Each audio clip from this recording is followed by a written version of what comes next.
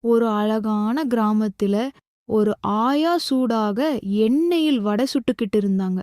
அந்த வடை பொன்னிறமாக வெந்தது. வாசனையெல்லாம் பிரவிச்சு அதை பார்த்த ஒரு காக்கா மரத்திலிருந்து கீழே பார்த்துக்கிட்டு, இந்த வடை எனக்கு கிடைக்கணும்னு ஆசைப்பட்டுச்சு. ஆயா கவனிக்காத நேரத்தில் காக்கா பறந்து வந்து ஒரு வடைய எடுத்துக்கிட்டு போயிட்டுச்சு.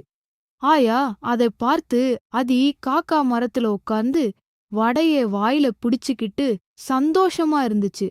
ரிச்சி ஆயிட்டாங்க. அங்கே ஒரு நரி வந்துச்சு. அது காக்காவை பார்த்து, காக்கா, நீ ரொம்ப அழகா இருக்கே, உன் குரலும் ரொம்ப நல்லா இருக்கும்னு புகழ ஆரம்பிச்சது. அந்த புகழ்ச்சியை கேட்ட காக்கா சந்தோஷமா பாட ஆரம்பிச்சுச்சு.